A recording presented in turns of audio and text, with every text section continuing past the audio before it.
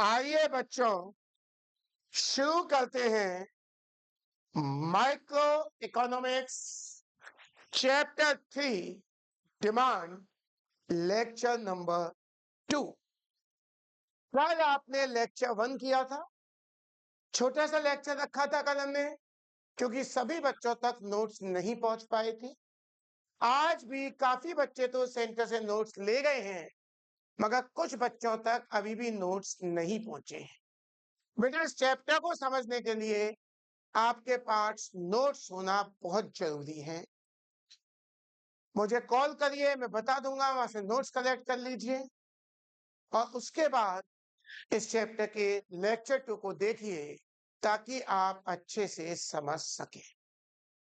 Lecture 1 में कल हमने कंप्लीट किया था बेटा meaning of demand, definition of demand और फैक्टर्स अफेक्टिंग डिमांड। ये 3 चीजें हमने कल की क्लास में कंप्लीट की थी। आज हम आपके प्रिंटेड नोट्स का पेज 2 है, ये ध्यान दीजिए। क्लास को शुरू करने जा रहे हैं। लेक्चर 2 आज हम सीखेंगे what is law of demand. What is law of demand. तो प्यारे से, भोले से, अच्छे से बच्चों, लॉ ऑफ डिमांड ये कहती है कि इनवर्स रिलेशन होता है। इनवर्स मतलब उल्टा, इनवर्स मतलब उल्टा। लॉ ऑफ डिमांड ये कहती है कि इनवर्स रिलेशन होता है किसमें? प्राइस में और quantity demanded of a commodity. Price में और quantity demanded of a commodity. मैंने बताया था जब भी प्राइस और डिमांड का रिलेशन देखा जाता है तो डिमांड वर्ड इस्तेमाल नहीं होता, वर्ड इस्तेमाल होता है क्वांटिटी डिमांडेड। तो लॉ ऑफ डिमांड ये कहता है कि इनवर्स रिलेशन होता है किसी कमोडिटी के प्राइस में और उसकी क्वांटिटी डिमांडेड में। एक बात इसके आगे और लिखनी है, प्रोवाइडेड, बशर्ते है कि other things do not change, अन्य किसी चीज में परिवर्तन ना हो। अन्य चीज क्या? जैसे सब्स्टिट्यूट गुड्स के प्राइस में चेंज ना हो, कॉम्प्लीमेंट्री गुड्स के प्राइस में चेंज ना हो, कंज्यूमर की इनकम में चेंज ना हो, टेस्ट एंड प्रेफरेंस में चेंज ना हो। जो जो कल मैंने फैक्टर्स अफेक्टिव डिमांड बताए थे उनमें से किसी और में चेंज ना हो। केवल चेंज किसमें हो? प्राइस। किसमें हो? जब उस कमोडिटी के प्राइस में चेंज होने की वजह से उस कमोडिटी की क्वांटिटी डिमांडेड में चेंज होता है। और रिलेशन कैसा होता है? इनवर्स। कैसा? दैट इज, अगर उस कमोडिटी के प्राइस बढ़ेंगे तो क्वांटिटी डिमांडेड कम होगी और प्राइस कम होंगे तो क्वांटिटी डिमांडेड बढ़ेगी। आइए एक बार नोट से पढ़ लेते हैं क्या कहते हैं। The law of demand express या रेफर्स टू, बात एक ही है, इनवर्स रिलेशन, उल्टा रिलेशन, किसमें? Price of the commodity and its quantity demand. बेटा आप डिमांड वर्ड इस्तेमाल नहीं करेंगे, आप कौन सा वर्ड इस्तेमाल करेंगे? Quantity demand. प्रोवाइडेड, ये बहुत जरूरी है, other things remains the same, और किसी चीज में चेंज ना हो, इसे कहते हैं सेट्रिस पेरेंस। क्या कहते हैं? सेट्रिस पेरेंस। लैटिन में बोलते हैं सेट्रिस पेरेंस। तो ध्यान रखिए, लॉ ऑफ डिमांड एक्सप्रेस करता है इनवर्स रिलेशनशिप किस किस में? उल्टे, price of the commodity and its quantity demanded. Provided, बशर्त है कि other things remains constant. Other things का मतलब price of substitute goods, price of complementary goods, income of the consumer, taste and preference. ये सारी चीजें जो आपने कल पढ़ी थी, ये सारी चीजें जो आपने कल पढ़ी थी, price of related goods, income वगैरह, ये सब कांस्टेंट रहेंगी। चेंज केवल किसमें होगा? कोई डाउट? इसका मतलब क्या हुआ?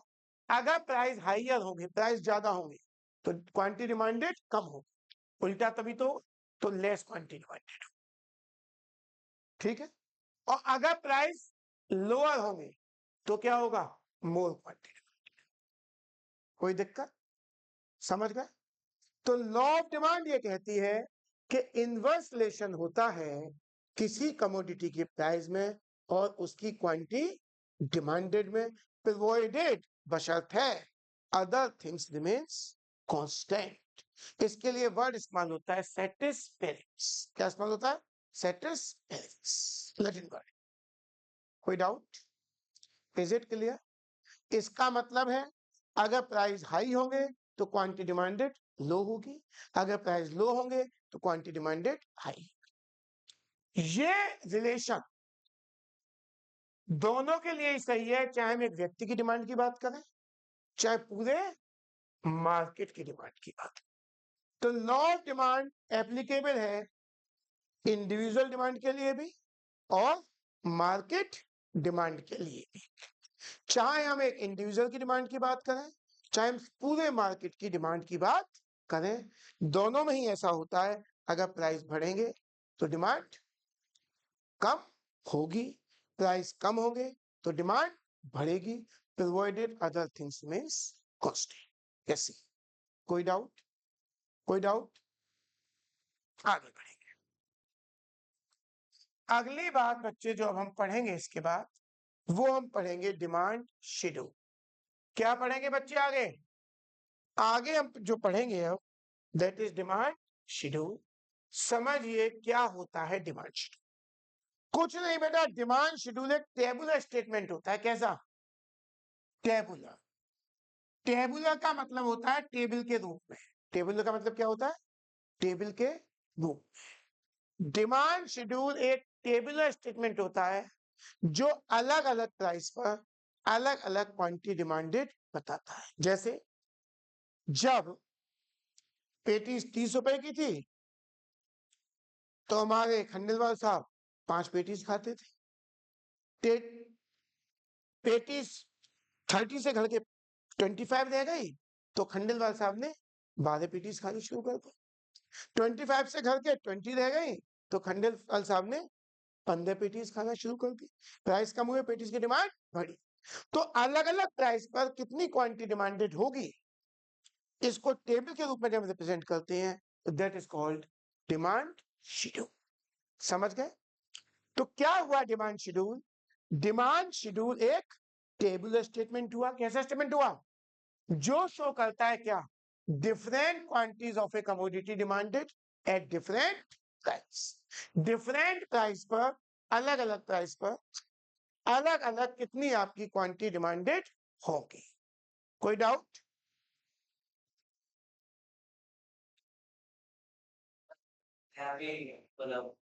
क्वांटिटी में चेंज होने से प्राइस में चेंज नहीं होता, ध्यान रखना। प्राइस में चेंज होने की वजह से क्वांटिटी में चेंज होता है। प्राइस बढ़ने पर क्वांटिटी कम होगी, प्राइस कम होने पर क्वांटिटी बढ़ेगी। अगर क्वांटिटी कम हो रही है तो प्राइस बढ़े, ये जरूरी नहीं है। रिलेशन क्वांटिटी का नहीं देखा जाता, प्राइस रिलेशन देखा जाता है प्राइस बढ़ने से क्वांटिटी में क्या चेंज आएगा। बच्चों बढ़ू आगे, जल्दी बढ़िए बेटा, बढ़ू आगे, बोलिए। तो डिमांड शेड्यूल क्या हुआ? एक टेबुलर स्टेटमेंट हुआ। क्या हुआ? जो दिखाता है different quantities demanded at different price at a particular point of time. बढ़ सकता हूं बच्चे आज? बोलिए। अब डिमांड शेड्यूल दो तरीके के होते हैं, एक इंडिविजुअल और एक मार्केट। इंडिविजुअल का मतलब होता है एक, इंडिविजुअल का मतलब एक। Individual demand schedule refers to कैसा स्टेटमेंट है? Tabular statement. ऊपर वाली सेम भाषा, showing various quantities of a commodity that a consumer, केवल एक कंज्यूमर, केवल is willing to buy at various level of price during a given period of, केवल एक कंज्यूमर की किसकी बात हो रही है? और जब एक से ज्यादा कंज्यूमर की बात होती है तो वो कहलाता है मार्केट। सबकी बात होती है तो मार्केट। तो आपने पढ़ा डिमांड शेड्यूल क्या होता है। डिमांड शेड्यूल एक टेबुलर स्टेटमेंट होता है। क्या होता है? जो शो करता है different quantities of a commodity demanded at different price at a particular period of time. जब 20 रुपए की पुड़िया थी तो 10 पुड़िया खाता था हमारा शिष्य श्रेयांश, 25 की पुड़िया हुई तो 8 खाने लगा, 30 की हुई तो 6 खाने लगा। तो जब प्राइस चेंज हो रहा है तो डिमांड में भी चेंज हो रहा है, दैट इज, इसे टेबल के रूप में जब प्रेजेंट करते हैं that is called demand schedule. समझ गए बात इस डिमांड शेड्यूल? तो demand schedule is a tabular statement which shows different various quantities of a commodity demanded at different price. Now, this demand schedule is of two types: individual demand schedule and market demand schedule. India individual demand schedule की जब हम बात करते हैं तो हम बात करते हैं एक किसकी बात करते हैं? तो individual demand schedule refers to कैसा statement? Tabular statement showing various different quantities of a commodity that a consumer, a single consumer, is willing to buy at different prices at a particular period of time. कोई doubt? कोई doubt? अब जहां मैंने space छोड़ा है वहां पर थोड़ा लिख लीजिए, वहां पर थोड़ा सा लिख लीजिए। यहां मैंने लिखा प्राइस, यहां मैंने लिखा प्राइस पर यूनिट। ये मैं एक टेबल बना रहा हूं बेटा।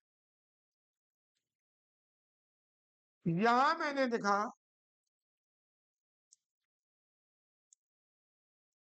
quantity demanded, quantity demanded of, कोई एक कमोडिटी है, ऑफ कमोडिटी एक्स, और इसको मैंने लिखा इन यूनिट्स, इन यूनिट्स। बेटा मान लो पहले प्राइस 5 रुपए थी, जो एक्स कमोडिटी है उसकी कीमत कितनी थी? 5 रुपए। कितनी थी? और मैं इस्तेमाल करता था इसकी केवल एक, इसकी केवल एक। प्राइस घट के 4 हो गए, प्राइस कम हुए, बताओ प्राइस कम हो गई तो डिमांड बढ़ेगी या कम होगी? बढ़ेगी। तो डिमांड बढ़ के हो गई 2 यूनिट। प्राइस और कम होके मान लो 3 रह गए, तो डिमांड, प्राइस कम हो रही है डिमांड बढ़ेगी, ये बढ़ के हो गई ठीक। प्राइस और कम होके 2 रह गए तो डिमांड और बढ़ेगी, बढ़ के हो गई मान लो 4। प्राइस और कम होके 1 रह गए और बढ़ गए, कितनी हुई? दोनों बात कर सकते हो, प्राइस कम कर दो डिमांड बढ़ा दो, या प्राइस बढ़ा दो डिमांड कम कर दो। डिमांड से मतलब क्वांटिटी डिमांड। बात समझ रहे हैं? या तो प्राइस कम कर दीजिए क्वांटिटी डिमांडेड बढ़ा दीजिए, या प्राइस बढ़ा दीजिए क्वांटिटी डिमांडेड कम कर दीजिए। एक टेबल बन गई या नहीं? देखो क्या दिखा रही है, डिफरेंट प्राइस पर डिफरेंट क्वांटिटीज। इसी को कहते हैं इंडिविजुअल डिमांड शेड्यूल। क्या रिपीट करूं? क्या रिपीट करूं? जल्दी से इसको नोट कर लीजिए, फिर हम आते हैं मार्केट डिमांड शेड्यूल।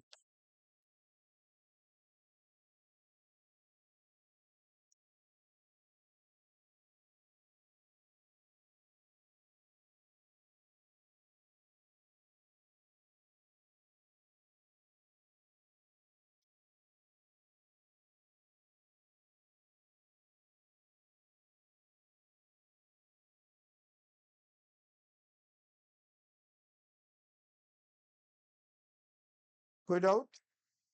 बढ़ू आगे? चल, अगर आप लोगों का हो गया तो मैं आगे आऊंगा। अब हम बात करेंगे मार्केट डिमांड शेड्यूल। बच्चे किसकी बात करेंगे? मार्केट डिमांड शेड्यूल क्या होता है? मैंने बताया अगर शेड्यूल आ रहा है तो हमेशा कैसा स्टेटमेंट होगा? सेम भाषा है, showing various quantities of a commodity. वहां तो था दैट ए कंज्यूमर, दैट, या ए ना होके क्या हो जाएगा? ऑल। और सब भाषा बिल्कुल सेम है। वहां पर ए कंज्यूमर था, यहां पर क्या हो जाएगा? ऑल द कंज्यूमर, सारे कंज्यूमर्स। Is it clear? क्या समझ पाए? तो ध्यान रखना जहां भी शेड्यूल शब्द आएगा वहां कैसा स्टेटमेंट बनेगा? टेबुलर। कैसा बनेगा? तो market demand schedule refers to a tabular statement which shows different quantities of a commodity demanded by a consumer के लिए क्या हो जाएगा? All the consumers by at different price during a given period of time. कोई doubt? कोई doubt? आई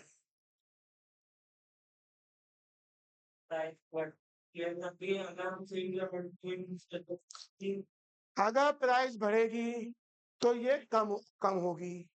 लगातार बताओ, price बढ़ेगी तो क्वांटिटी डिमांडेड कम होती जाएगी।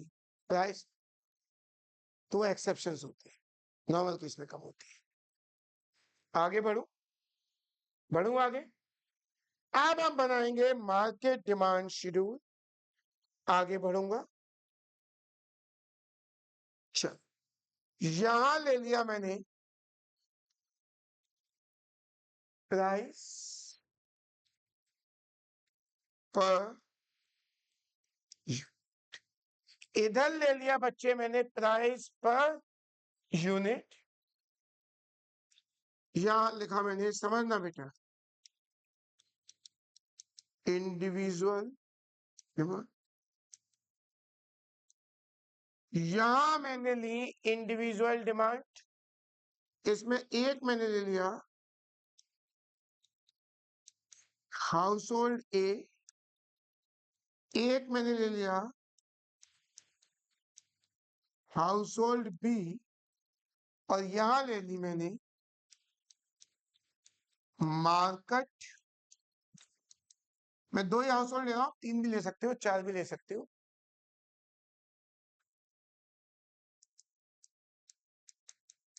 यूनिट्स यहां ले ली मैंने मार्केट डिमांड।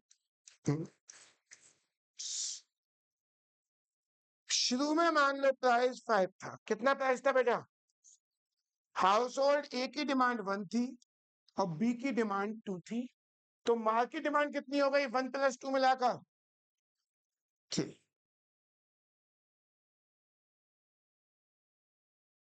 कितनी हो गई? 3। अब प्राइस 4 हो गया। कितना हो गया? प्राइस कम हुआ तो डिमांड बढ़ेगी। इसकी 1 से बढ़कर 2 हो गई, इसकी 2 से बढ़ के हो गई 3। तो अब ये कितना हो गया? 5। कोई डाउट? प्राइस और कम हो गया थी तो ये बढ़ के 2 से 3 हो गई, ये 3 से बढ़ के 4 हो गई, ये हो गई 7। कोई डाउट? प्राइस और घट के 2 हो गया तो ये एक और बढ़ के 4 हो गई, ये एक और बढ़ के 5 हो गई, टोटल हो गई। प्राइस और कम होके 1 ही रह गया तो ये बढ़कर 5 हो गई और ये बढ़कर 6 हो गई, टोटल हो गई। ये बन गई मार्केट शेड्यूल। टेबल के रूप में जब प्रेजेंट करते हैं, it is called market demand schedule.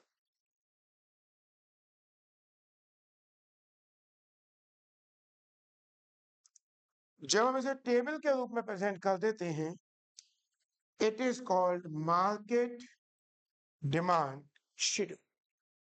ये प्राइस हो गए, ये इंडिविजुअल डिमांड हो गई, और ये market.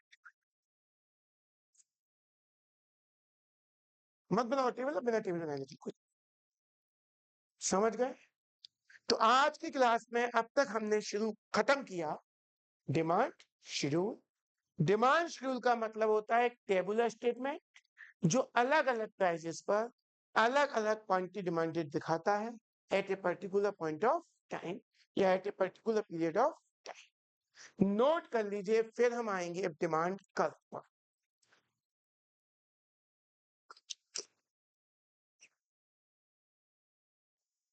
Have you completed it? बेटा आपको जो नोट्स दिए हैं उसमें जगह छूटी हुई होगी, उस जगह में आपको ये लिखना है। आपको मैंने जो नोट्स दिए हैं उसमें जगह छूटी हुई होगी, उस जगह में आपको नोट डाउन कर। बढ़ू आगे। स्पेस छोड़ा हुआ है मेरे नोट्स में। मूव ऑन करेंगे हम नेक्स्ट पेज पर। अब हम पढ़ेंगे डिमांड कर्व। क्या पढ़ेंगे? बस इतना सा अंतर है, सब कुछ वही है। डिमांड शेड्यूल तो कैसा प्रेजेंटेशन होता है? टेबुलर। कैसा होता है? और डिमांड कर्व होता है ग्राफिक। कैसा होता है? डिमांड शेड्यूल कैसा था? टेबुलर। डिमांड कर्व कैसा है? तो डिमांड कर्व ग्राफिकली रिलेशनशिप बताता है किसमें? क्वांटिटी डिमांडेड में और प्राइस। कि अलग अलग प्राइसेस पर अलग अलग क्वांटिटी डिमांडेड क्या इट डिस्प्लेस। देखो ध्यान रखना, बस क्या अंतर आ गया, आप सेम डेफिनेशन लिख देना डिमांड शेड्यूल की, बस टेबुलर की जगह कैसा कर देना, ग्राफिक। क्या कर देना, ग्राफ। तो demand curve is a graphical representation, is a graphical representation of different quantities demanded at different price at a particular period of time। वही बात है, कोई डाउट? बस टेबुलर की जगह क्या हो जाएगा और सेम डेफिनेशन लिख दें शेड्यूल पर। ये डिस्प्ले का याद नहीं रहे, अगर आपको डिस्प्ले याद नहीं रहे तब शोज कर देना, आप शोज भी लिख सकते हैं। It shows a downward flow, किधर स्लोप दिखाता है, टू द राइट। क्या दिखाता है, downward slope to the right. का मतलब ये है, तो डिमांड कर्व यूं गिरेगा ऊपर से स्लोप डाउनवर्ड, और इधर क्या है, राइट। सीधा इधर ही तो है, अरे ऊपर से नीचे जा रहा है और सीधे हाथ की तरफ जा रहा है। तो ध्यान रखना, जो डिमांड कर्व है दैट स्लोप्स, जल्दी बताइए, that slopes downward to the right, ऊपर से नीचे गिरता है राइट की। अरे यो गिरा तो डाउनवर्ड जा रहा है राइट।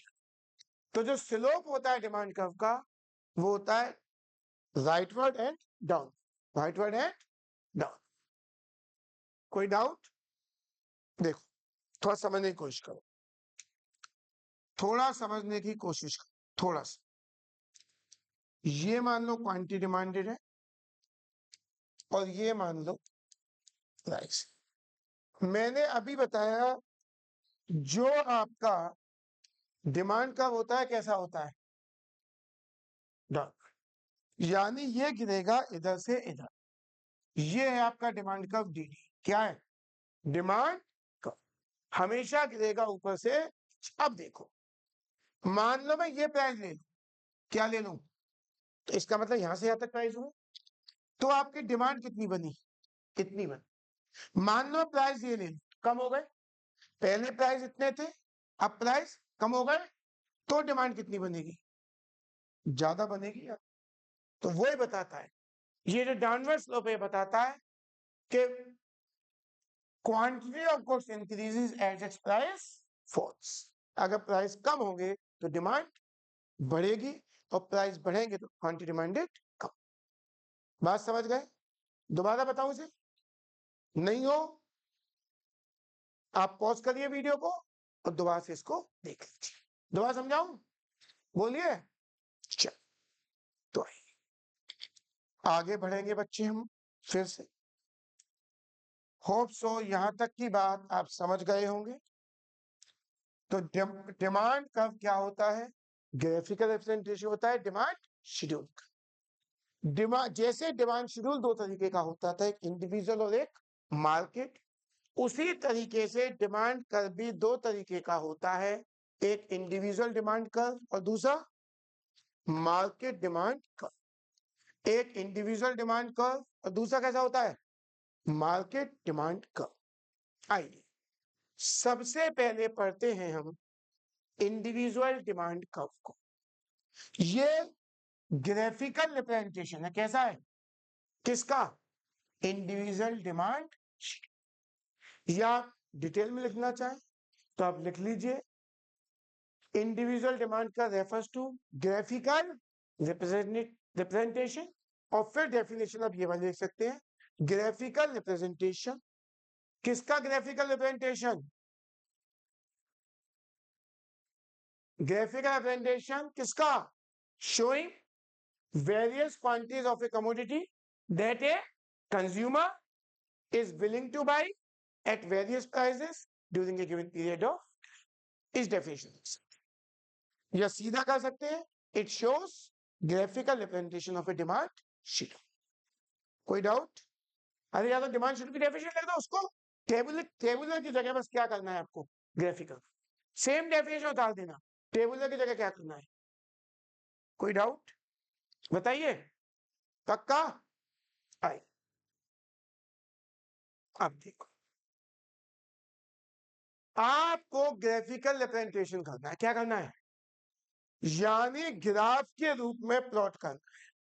आइए प्लॉट करते हैं हम ग्राफ के रूप में। आइए हम प्लॉट करते हैं बच्चों इंडिविजुअल डिमांड शेड्यूल। ठीक, नीचे की साइड होता है बच्चे आपका क्वांटिटी डिमांडेड, और वर्टिकल एक्सिस पर लेंगे आप प्राइस। अभी आपने इंडिविजुअल डिमांड शेड्यूल बनाया था, उसमें प्राइस कहां तक ले गए थे आप देखो। इंडिविजुअल डिमांड शेड्यूल जो आपने बनाया था, कहां बनाया था बेटा? ये बनाया, प्राइस 5 तक थे और डिमांड कहां तक थी? ये भी 5, यही तो थी। इस इंडिविजुअल डिमांड शेड्यूल को मैं ग्राफिकली प्लॉट कर रहा हूं। प्राइस थे 0, 1, 2, 3, 4, 5, और क्वांटिटी डिमांडेड भी थी 1, 2, 3, 4, 5। अरे यही तो था बेटा, यही तो था। अब देखो आप इसे कैसे प्लॉट करेंगे, अच्छे से समझ लीजिए। पहले देखिए, पहला पॉइंट क्या था? पहला पॉइंट क्या था? प्राइस 5 थी तो डिमांड कितनी थी? 5 पे 1, तो प्राइस 5, प्राइस 5 और डिमांड कितनी है? 1। तो 5 और 1 के आगे मैंने एक डॉट लगा लिया। 5 और 1 के आगे मैंने एक डॉट लगा लिया। कोई डाउट? फिर देखो, प्राइस हुए थे 4 और डिमांड हुई थी 2। प्राइस 4 डिमांड 2 यहां लगा दिया। फिर देखो, प्राइस हुए थे 3 और डिमांड भी हुई थी 3, तो 3 और 3 के आगे लगा दिया। प्राइस भी 3 और यहाँ डिमांड भी 3 के आगे लगा दिया, दोनों ही चीज थी। फिर प्राइस थे 2 और डिमांड थी 4, 2 और 4 पे लगा दिया। फिर 1 और 5 थी, 1 और 5। इन सारे पॉइंट्स को मिलाते हुए ये जो डिमांड का वादा है, ये हो जाएगा आपका इंडिविजुअल डिमांड का, ये हो जाएगा इंडिविजुअल डिमांड का। बेटा मेरा थोड़ा सा टिल्ट हो रहा है क्योंकि मेरे इनमें स्पेस बराबर नहीं है, आपको इनमें स्पेस बराबर रखना है, तो आपको बिल्कुल एक लगना चाहिए। कोई डाउट? समझ गए? This is called DD demand curve. ये है आपका इंडिविजुअल डिमांड।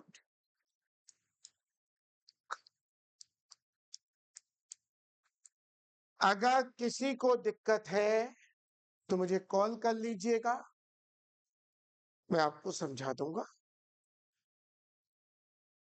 बढ़ सकते हैं क्या बच्चों? आके बढ़ सकते हैं। नोट्स कलेक्ट करना बहुत जरूरी है, क्योंकि आप लिखेंगे कहीं। जब तक आप पे नोट्स नहीं होंगे, आप इन्हें अपने कागज बनाएंगे तो फायदा क्या? आप पे थ्योरी नहीं होगी। तो please collect the notes. Notes are the key of this success. इस चैप्टर के 80% के नोट्स मैं आपको अभी दे दे रहा हूं, 20% के बाद में दूंगा। ठीक है, हमारा टारगेट है 31 तक हमें इस चैप्टर को कंप्लीट कर देना। बढ़ू आगे? क्लियर है? इसके बाद अगली चीज हम पढ़ेंगे मार्केट डिमांड शेड्यूल। क्या पढ़ेंगे बच्चों? मार्केट। आज भी मैं क्लास को ज्यादा लंबी नहीं करूंगा, हालांकि क्लास तो भी बहुत टाइम बचा है, मगर मैं जानता हूं क्योंकि बच्चों के पास नोट्स नहीं है अभी, तो वो इसको कॉपी नहीं कर पाएंगे। केवल चंद बच्चों के पास ही नोट्स हैं जो ने कलेक्ट कर लिए हैं। मार्केट, तो मार्केट डिमांड शेड्यूल क्या होगा? मैंने कब क्या होगा? कब का मतलब ग्राफिकल।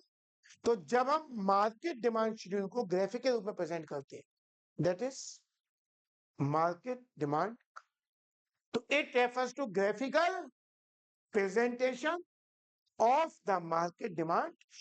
या आप लंबी चौड़ी लिखना चाहते हैं, इंप्रेस करना चाहते हैं अपनी मेमो को, तो आप लिखेंगे इट रेफर्स टू। देखो आप सेम यही लिख, छोड़िए, आप सेम ये भी लिख सकते हैं, आप सेम ये भी लिख सकते हैं, इट रेफर्स टू। बस इस टेबुलर को काटकर, इस टेबुलर को काटकर क्या करना है, इस टेबुलर की जगह क्या लिख देना है, ग्राफिक, और सेम डेफिनेशन, कोई डाउट, सेम उतार दो, बस वहां टेबुलर है, यहाँ क्या लिखना है, कोई डाउट। चल, बात समझ गए बच्चे, बात समझ गए ना। अब हम बनाएंगे मार्केट डिमांड का। देखिए आइए प्यारे से भोले से अच्छे से बच्चों बनाना शुरू करते हैं मार्केट डिमांड। ओ सॉरी, शुरू लिख गया क्या मैं, बेटा सॉरी, टाइपिंग से काट दीजिए, दिस इज मार्केट डिमांड का, सॉरी बच्चों गलती हो गई है, मार्केट डिमांड शुरू नहीं है, कल बता रहे, बिल्कुल उसी पैटर्न पे बनेगा बच्चों।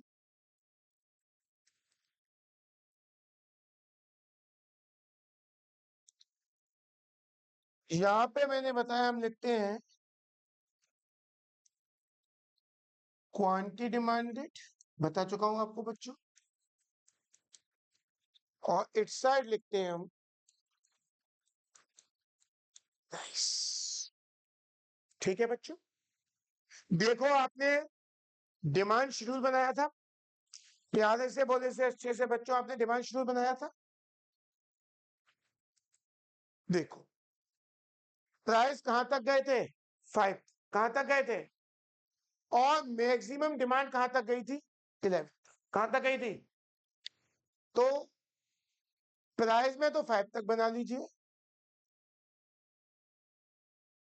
प्राइस में तो बना लीजिए 5 तक, 0, 1, 2,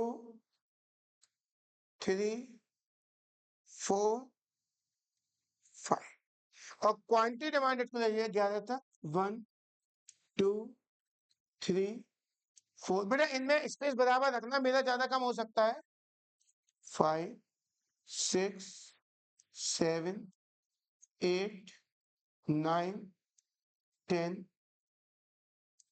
11, ठीक। अब देखो मैं यहाँ 3 अलग अलग कप बनाने जा रहा हूँ, 3 अलग अलग कप बनाऊंगा, एक हाउस होल्ड ए का बनाऊंगा, एक हाउस होल्ड बी का बनाऊंगा, और एक बनाऊंगा बिस्किट का। टिंटिनिंग, शुरू करें बेटा, टिंटिनिंग, देखिए देखिए देखिए, जब प्राइस 5 है पहले बना लेते हैं ए का, किसका बना लेते हैं, तो 5 पे कितने हैं, 1, 4 पे देखो 2, 3 पे 3, 2 पे 4, और 1 पे 5, शुरू करूं, तो 5 पे है 1, ए का बनाता हूं मैं, 5 पे है 1, 5 पे है 1, 4 पे है 2, 4 पे है 2, 3 पे कितना था, 3 पे था 3, 2 पे 3 तो था ना, देखो मार्केट डिमांड में 2 पे था, यही था ना, 2 पे था 4, और 5 पे था 5 पे था, बेटा आपका बिल्कुल प्रॉपर आएगा, मेरा थोड़ा सा टिल्ट हो रहा है, ये हमारा डिमांड का हो गया हाउस होल्ड ए का डीए, ये हमारा डिमांड का हो गया हाउस होल्ड ए का डीए, मेरा थोड़ा इक्वेशन डिफरेंस है, आप स्केल से मिलाएंगे तो बिल्कुल स्ट्रिक्ट लाइन,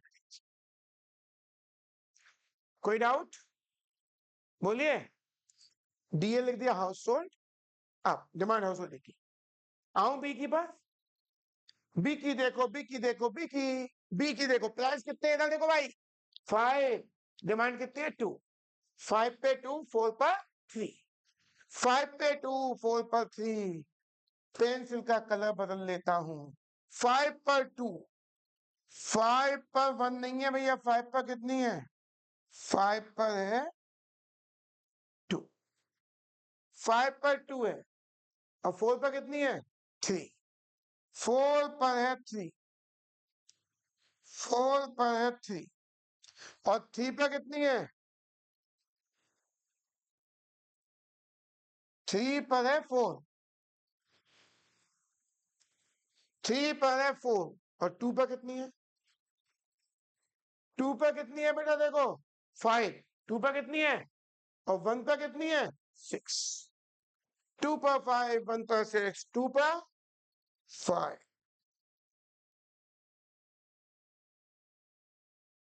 और 1 पर 6।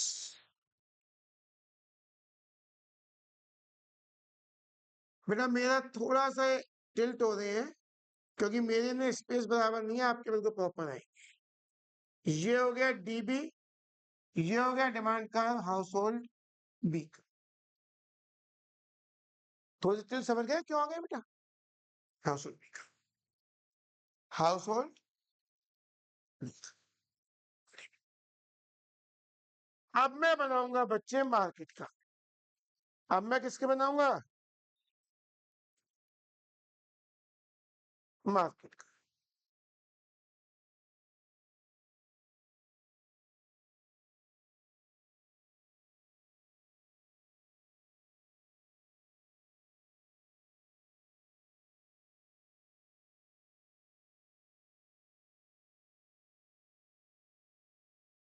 ठीक है बेटा, आए इसके लिए एक और कलर इस्तेमाल करते हैं। कौन सा कलर करना है? चलो ये करके देखते हैं। आए मार्केट देखिए बेटा, मार्केट 5 पर कितना है 3 और 4 पर कितना है 5। 5 पर 3, प्राइस है 5 और है कितना बेटा ये?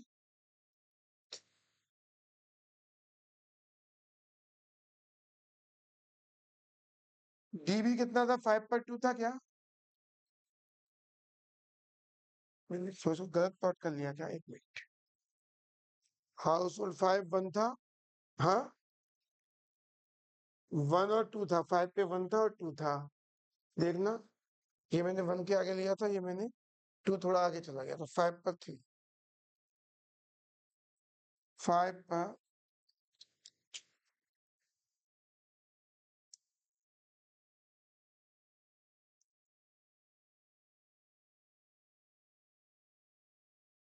5 पर कितना है बेटा 3। ये 5 है, 5 पर लेता हूं मैं, 5 पर 3। 4 पर देखो कितना है, 4 पे कितना है, 4 पे 5, 4 पे 5, 4 पे 5। उसके बाद देखो 3 पे, 3 पे 7, 2 पर 9, 3 पर 7, 2 पर 9, 2 पर 9 और 1 पर कितना है बेटा? 1 पर 11, 1 पर 11 मिला दीजिए।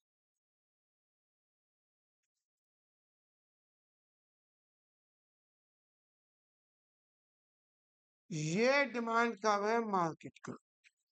ये डिमांड कब है मार्केट का? मार्केट डिमांड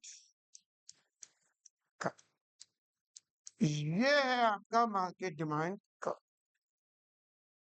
ये है मार्केट डिमांड का। समझ गए बेटा? अब आप गौर से एक दो बात देखिएगा, यहां पर ध्यान दीजिएगा अच्छे से। यहां तक हो गया? आप देखिए बच्चे, देखिए जरा, देखेंगे ये एकदम से फ्लैट हो रहा है या नहीं? ये इतने फ्लैट नहीं हो रहे, एकदम से फ्लैट हो रहा है। तो ध्यान रखिएगा, थोड़ा सा मैं आपको लिखाई देता हूं।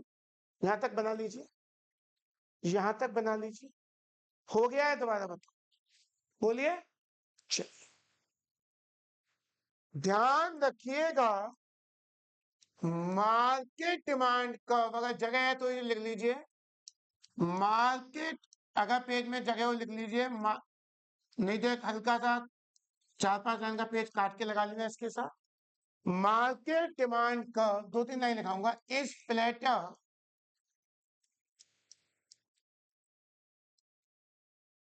then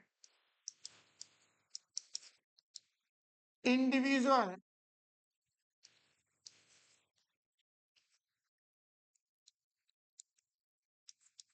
demand curve because ये जो मार्केट डिमांड कर्व है ये ज्यादा फ्लैट होता है किसकी तुलना में? इंडिविजुअल डिमांड कर्व की तुलना में। क्यों बताइए बेटा? Because proportionate because proportionate change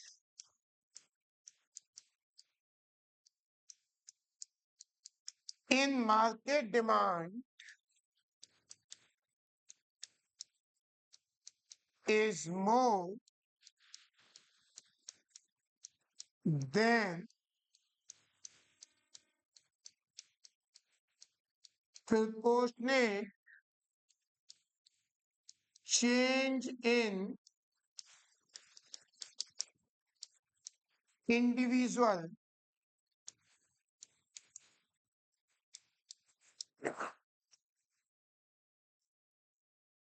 important है, इस बात को ध्यान रखिएगा। जो मार्केट डिमांड कर्व है वो ज्यादा फ्लैट होता है, एकदम से फ्लैट है तो जानते हैं फ्लैट, वो ज्यादा फ्लैट होता है इंडिविजुअल डिमांड कर्व से। क्यों? क्योंकि प्रोपोर्शनेट चेंज मार्केट डिमांड में ज्यादा होता है इंडिविजुअल डिमांड की तुलना में। अभी समझाता हूं, अभी समझाता हूं।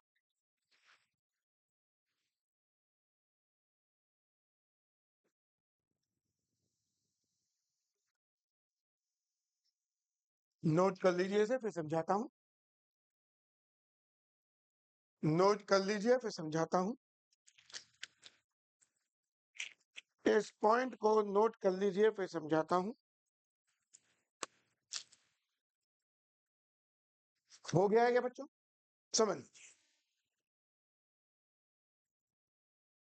गौर से देखिए,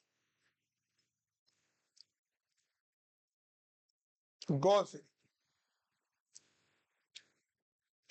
मार्केट डिमांड शेड्यूल था ये बेटा।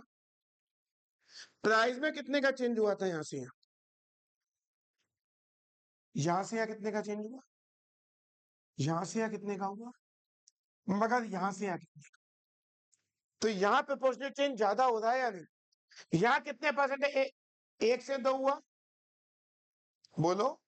यहाँ दो से एक, एक का ही तो चेंज हो रहा है, बोलो। बात समझ रहे हैं? जबकि यहाँ पर तीन से कितना हो गया, तो ज्यादा हुआ प्रोपोर्शनल चेंज। यहाँ की प्राइस एक चेंज हुआ, यहाँ कितना चेंज हुआ? एक। यहाँ भी कितना हुआ, मगर यहाँ कितना हुआ? हमेशा जो प्रोपोर्शनेट मार्केट चेंज होगा वो ज्यादा होगा। फिर इंडिविजुअल तो एक है और मार्केट सबको मिला के है या नहीं? तो सबको मिला के चेंज ज्यादा होगा या नहीं? तो जब ज्यादा चेंज होगा तो अगर प्राइस कम हो रहे हैं तो वो ज्यादा बढ़ेगा। प्राइस कम हो रहे हैं तो डिमांड, और प्राइस बढ़ रहे होते तो डिमांड ज्यादा कम होती। तो एक ज्यादा इफेक्ट पड़ता है तो कैसा बन जाएगा? कैसा बन जाएगा? समझ गए ये बात को? समझ गए या नहीं? पक्का? चलिए, मैं जानता हूं आप लोगों के पास नोट्स नहीं है आज, जो आपके लिए थोड़ी समस्या है। इसलिए अगला टॉपिक डिमांड का डाउनवर्ड स्लोपिंग क्यों होता है या क्या रीजन है लॉ ऑफ डिमांड के, इसे हम करेंगे नेक्स्ट क्लास में। ठीक है बच्चों? जिन लोगों के पास नोट्स नहीं है please collect the note from the centre. कोई डाउट आए, समझ में नहीं आए, do call me, you are free. ध्यान रखिए बच्चों, for any query you can WhatsApp me. अगर आपको कोई भी दिक्कत है तो आप मुझे व्हाट्सएप कर सकते हैं। अगर आपको कोई भी प्रॉब्लम है you can WhatsApp me at 8445361113। मगर केवल वही बच्चे व्हाट्सएप करें जो मेरे यहाँ रजिस्टर्ड हैं, जिनके नंबर मेरे पास फीड है, उन्हीं को मैं रिस्पॉन्स कर पाऊँ। Is it clear to you? हाँ, कोई क्वेरी है आपको ऑनलाइन या ऑनलाइन बैच ज्वाइन करने के लिए, तो आप मुझे कॉल कर सकते हैं। कोई दिक्कत? चलो स्टॉप। ओके बच्चों, bye bye, see you, Tata.